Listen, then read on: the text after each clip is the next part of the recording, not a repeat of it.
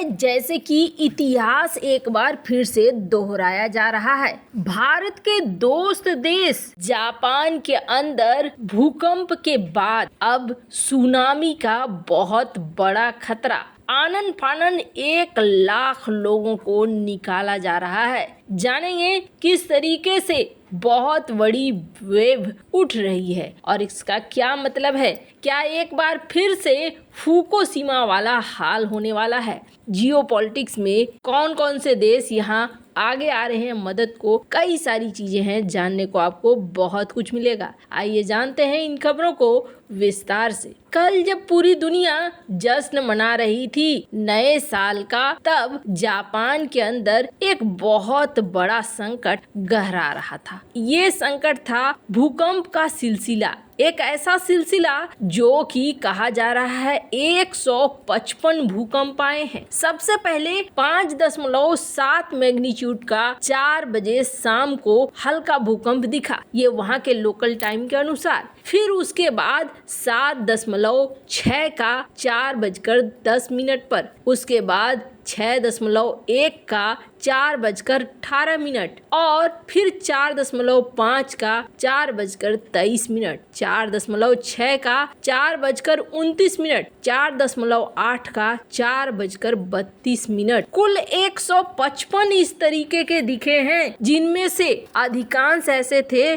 जिनको महसूस नहीं किया जा सका, लेकिन कुछ ऐसे थे जो काफी बड़े थे। स्क्रीन पर आप ये कुछ वीडियोज देख रहे हैं कि किस तरीके के हालात बन गए इस अर्थक्वेक के बाद। और सबसे बड़ी समस्या जापान के साथ क्या है कि जापान समंदर के इलाके में है, और समंदर के इलाके में 2 चीजें, अगर ज्वालामुखी विस्फोट होती है या फिर भूकंप आता है तो क्या होता है, सुनामी भी साथ में आती है। और ऐसा ही यहाँ पर सीन बनता हुआ दिख रहा है। स्क्रीन पर एक मैप देख रहे हैं आप। इस मैप में सरकार की तरफ से वार्निंग जारी की गई है कि किस जगह पे आपको जाना है और किस जगह पे नहीं जाना है। ये जो पर्पल कलर का देख रहे हैं आप, इस पर्पल कलर के इलाके को एकदम से टॉप के वार्निंग जोन में रखा गया है। कहने का अर्थ ये है कि ये सबसे खतरनाक है, यहाँ सुनामी का बहुत बड़ा खतरा है। वहीं ये जो लाल वाले इलाके हैं,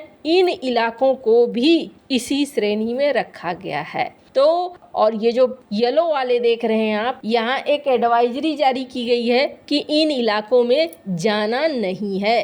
खैर, अब यहाँ पर ये अर्थक्वेक इतना पावरफुल है कि जापान ने जो तटीय इलाके में रहने वाले लोग हैं, 1 लाख लोगों को जल्दी से जल्दी जगह छोड़ने की बात कही है। चाइना के बाद जापान के इशिकावा, इस जगह पर ये भूकंप देखने को मिल रहा है। आपको बता दें, इस भूकंप ने एक बार फिर से 2011 को याद दिला दिया है। 2011 में इसी तरीके का एक भूकंप आया था और ये भूकंप बड़ा ही विनाशकारी था। इसकी विनाश इतना दूर तक फैला था कि न्यूक्लियर पावर प्लांट फुकुशिमा भी इससे प्रभावित हो गया था। वैसे स्क्रीन पर आप देख सकते हैं, भारत सरकार ने भी यहाँ एडवाइजरी जारी करी है कि संपर्क करने के लिए जो जगह है यहाँ पर आप संपर्क कर सकते हैं। अगर किसी तरीके की जानकारी लेनी है तो इमरजेंसी नंबर दिए गए हैं। आपको बता दें, अब मन में ख्याल आता होगा कि आखिरकार जापान में ही इतना ज्यादा भूकंप क्यों आता है। तो ये जो इलाका है ना, इस इलाके को कहा जाता है रिंग ऑफ फायर, और इस इलाके में पड़ता है जापान। अब रिंग ऑफ फायर का क्या मतलब है आपको बता दें, ये जगह ज्योग्राफिकल तौर पर एक ऐसा जगह है जहाँ पर कई सारी दुनिया की प्लेटें आकर मिलती हैं, और यही कारण है कि ये जगह एक ऐसा जगह बन जाता है जहाँ पर भूकंप का खतरा बहुत ही ज्यादा होता है। ये पूरा इलाका, यहाँ एशिया के प्लेट मिलते हैं आकर, ऑस्ट्रेलिया के मिलते हैं, नॉर्थ अमेरिका के मिलते हैं, साउथ अफ्रीका के मिलते हैं, तो ये पूरा जोन ही बन जाता है रिंग ऑफ फायर। और रिंग ऑफ फायर में मौजूद है जापान। ये जो भी तटीय इलाका है, ये तटीय इलाका खतरनाक है भूकंप के लिहाज से, और इसी चक्कर में फंसा हुआ है जापान। हालांकि आपको बता दें, जापान का ना इतिहास है। जापान में करीब हर साल 1500 से 1600 भूकंप आते हैं। अब आपके मन में ख्याल आएगा कि 1500 से 1600 अगर भूकंप आते हैं तो हमें पता क्यों नहीं चलता है। तो आपको बता दें, ज़्यादातर भूकंप बहुत हल्के होते हैं जो पता ही नहीं चलता है। अब ऐसे ही कुछ भूकंप आ रहे हैं जो बहुत ज़्यादा तेज हैं, जो आपके सामने दिख रहे हैं। लेकिन इस चीज़ में ना एक बहुत अच्छी चीज़ है। आपको लग रहा होगा कि जब जापान में हर साल ज़्यादा भूकंप आते हैं तो मौतें भी तो होती होंगी। तो ये आंकड़ा देखिए आप, जापान में आज से नहीं, काफ़ी समय से, जब बहुत पुराना कैलेंडर चलता था, जूलियन का कैलेंडर, तब के ज़माने से भूकंप के इन आंकड़ों को देखिए आप। इन आंकड़ों से आपको बहुत सारी चीज़ें पता चलेंगी। पहले जो मौतें होती थी, मौतों की संख्या और समय के अनुसार ये सारे बदलाव आपको देखने को मिलेंगे। कभी 23,000, कभी 5,000, कभी 7,700 से 900, इस तरीके से मौतें होती ही रहती थी। ये काफ़ी नंबर्स हैं। इसमें सबसे बड़ी हुई थी 1,43,000 लोग मारे गए थे 1923 में। और उसके बाद आप देखिए 1964, 68, ये जो नंबर है, ये नंबर आपको बहुत कम मिलने लगेंगे। 1994, जैसे जैसे वक्त बीत रहा है आपको यहाँ पर नंबर कम मिल रहे हैं। इसके पीछे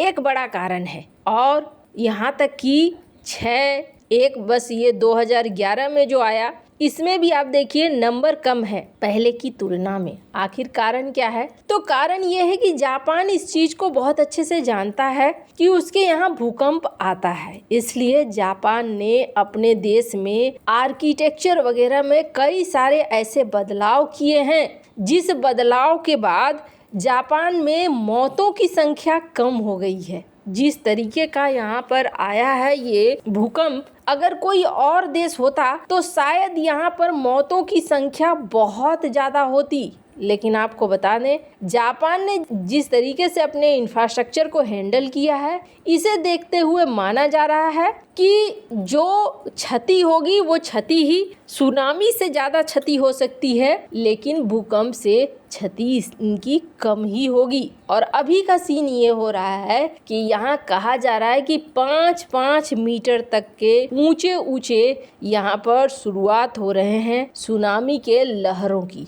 और अगर इतने ऊंचे लहरों की शुरुआत हो रही है तो मतलब साफ है कि ये जो सुनामी है, ये सुनामी अच्छा खासा नुकसान पहुंचाएगी। वैसे अब जापान के दोस्त देशों को तैयार रहना होगा जापान की मदद के लिए।